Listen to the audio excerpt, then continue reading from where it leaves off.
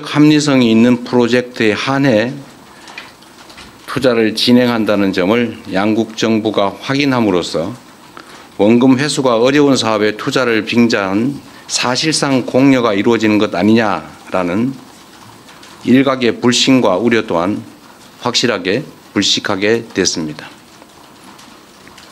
이제 양국은 앞으로 조선과 원전 같은 전통적 전략 산업에서부터 인공지능과 반도체 등 미래 첨단 산업에 이르기까지 이전과는 차원이 다른 협력적 파트너십을 구축하게 될 것입니다. 과거 미국이 대한민국을 도왔던 것처럼 이제 우리 대한민국이 동맹인 미국의 핵심 산업 재건에 함께할 것입니다.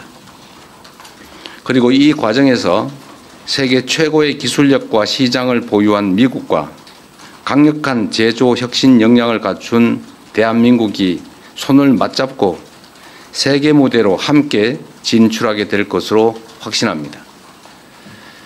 대한민국의 회복과 성장을 향한 길은 더욱 넓어지고 미국을 다시 위대하게 만들어갈 토대는 더욱 굳건해질 것입니다.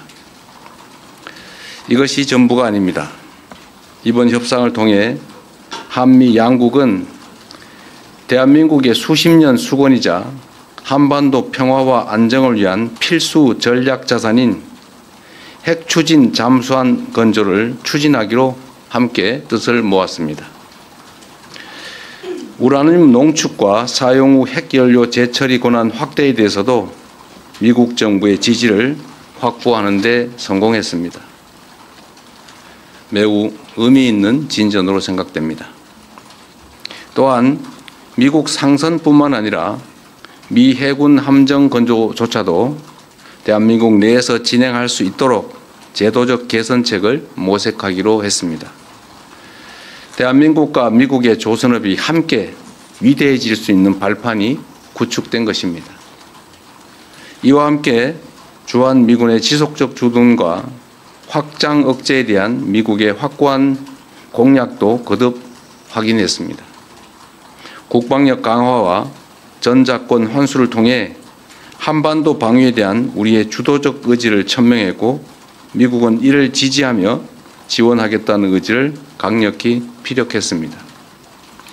이로써 한미동맹은 안보와 경제, 첨단 기술을 포괄하는 진정한 미래형 전략적 포괄동맹으로 발전, 심화하게 되었습니다.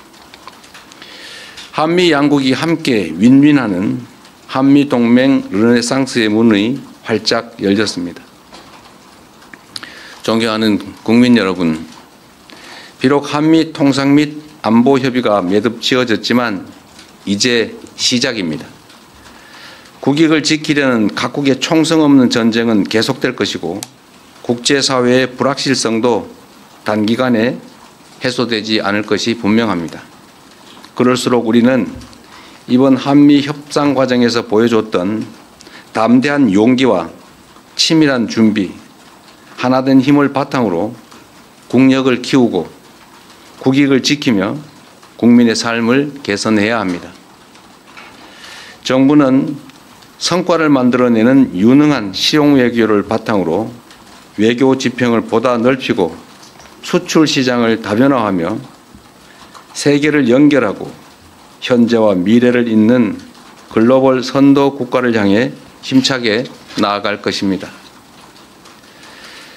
미래산업 전장의 핵심인 인공지능 분야에 과감히 투자하고 엔비디아와 같은 세계 최고 기업들과의 협력을 보다 강화하겠습니다. 우리의 인공지능 활용 경험과 역량을 바탕으로 인공지능 격차 해소를 위한 연대와 협력에 앞장서겠습니다. 인공지능 세계 3강이자 아시아의 인공지능 수도로서 국제사회와 함께 포용적이고 지속가능한 공동번영을 모색해 나가겠습니다. 존경하는 국민 여러분, 국제사회의 불확실성이 심화될수록 역내 주변국들과의 관계를 안정적으로 가져가는 것도 매우 중요합니다.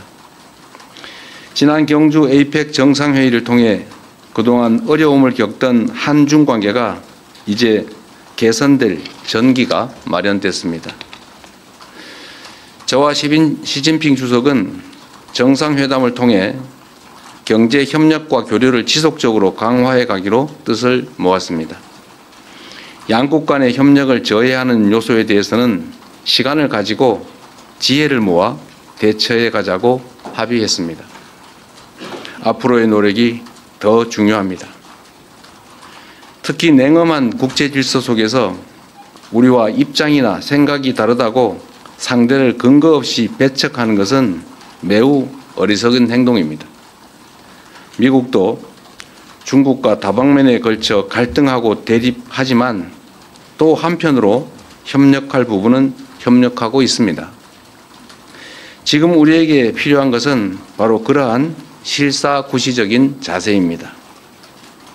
정부는 중국과의 꾸준한 대화를 통해 양국 관계 발전과 한반도 평화를 위한 길을 흔들림 없이 이어갈 것입니다. 세계 질서가 대전환의 터널에 접어들었습니다. 인공지능 혁명과 기후위기, 인구 문제 등 수많은 난제들이 기다리고 있습니다.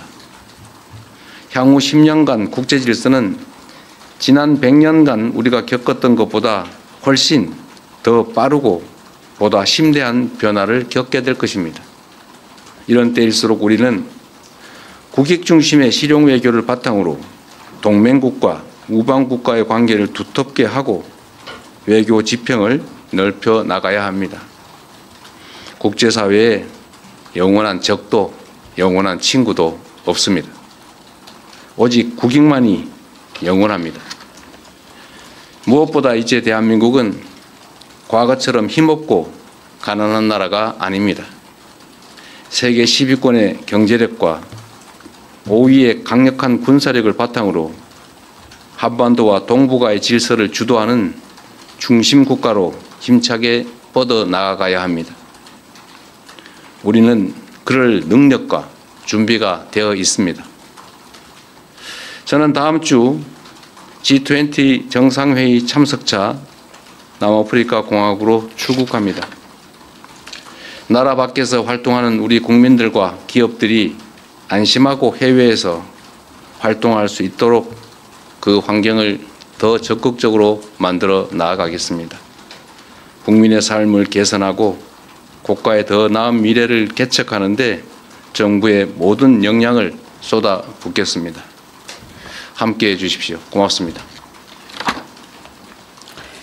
네, 질문은 공동 설명 자료 팩트 시트에 관련된 좀 구체적인 내용 그리고 세말적 내용들은 이후에 안보실장과 그리고 정치실장이 해주실 겁니다. 대통령께는 좀 주요 내용과 의미에 대한 질문들을 간단하게 좀 받겠습니다.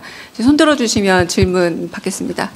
제일 먼저 손들어 주신 앞에 네 송승섭 기자 먼저 질문 받겠습니다. 송승섭 기자한테. 네. 대통령님 안녕하십니까? 저 아시아경제 송승섭 기자입니다. 먼저 정말 고생 많으셨습니다. 저는 그 팩트시트 발표가 다소 지연된 이유에 대해서 좀 여쭤보고 싶습니다. 그간 언론 보도 등을 통해서 여러 해석이 나오긴 했는데 이제 발표가 됐으니 이 팩트시트 조율 과정에서 좀 어떤 부분이 가장 큰 쟁점이었고 어떤 부분을 가장 염두에 두셨는지 여쭤보고 싶습니다. 미국 정부의 입장은 이미 정상회의 때 대체적인 내용이 확정되었다라는 것이면서도 실제적인 세부 문안 작성에 있어서는 매우 여러 가지 다른 의견들을 제시해 왔습니다. 우리 역시도 이게 대한민국의 운명을 좌우할 수 있는 중요한 사안이기 때문에 글자 하나, 사안 하나 이렇게 소홀히 할 수 없었기 때문에 그런 세부 내용 정리, 아주 미세한 분야까지 치열한 논쟁이 있었다라는 점을 말씀드립니다. 그리고 여러분께서 대체로 짐작하시는 것처럼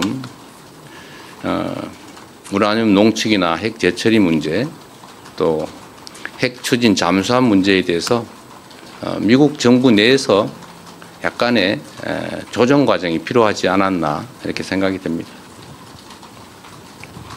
네, 다른 질문 또 받겠습니다. 네, 매일경제 성승훈 기자님. 예, 대통령님, 매일경제의 성승훈 기자입니다. 이번에 그 팩트시트 발표를 대통령께서 직접 하시게 됐는데요. 뭐 안보실장이라든지 뭐 정책실장께서 하실 수 있었는데도 대통령께서 직접 발표하시게 된 그 배경을 좀 설명해 주시면 감사하겠습니다. 그리고 한 가지 더 여쭤보고 싶은 게 그동안 이제 이런 회의랑 뭐 협상을 하시고 나면은 국력을 키워야겠다는 말씀을 많이 주셨었거든요. 그래서 이번에 그 관세 안보 팩트시트 하면서 소회 같은 것도 한 말씀 해주시면은 감사하겠습니다.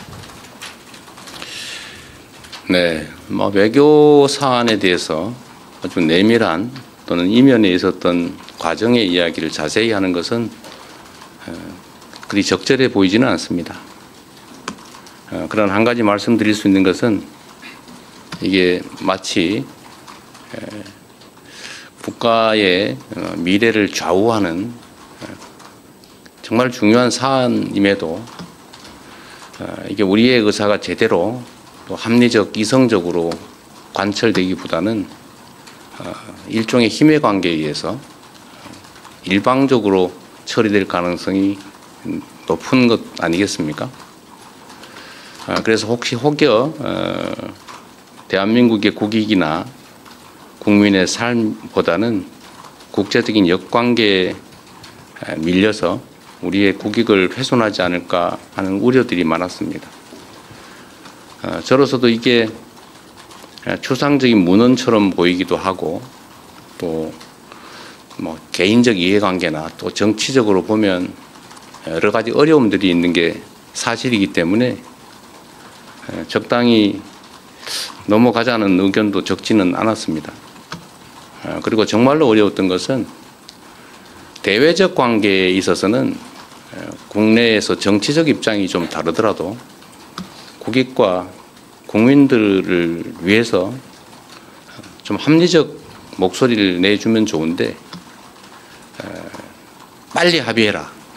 뭐 빨리 하지 못하는 게 무능한 거다. 상대방의 요구를 빨리빨리 들어줘라. 뭐 이런 취지의 압박을 내부에서 가하는 그런 상황들이 참으로 힘들었습니다. 어려운 일이긴 하겠지만 국익에 관한 한 대외적 관계에 관한 한 정쟁의 대상으로 삼아서 국익에 반하는 합의를 강제하거나 또는 실패하기를 기다려서 공격을 하겠다는 심사처럼 느껴지는 그런 내부적인 부당한 압력은 참 없었으면 좋겠다는 생각이 들었습니다.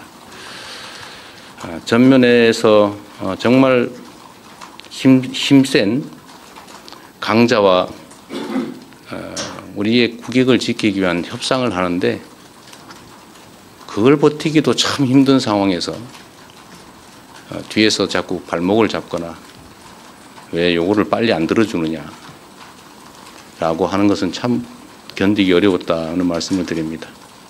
우리가 가진 유일한 힘은 버티는 겁니다.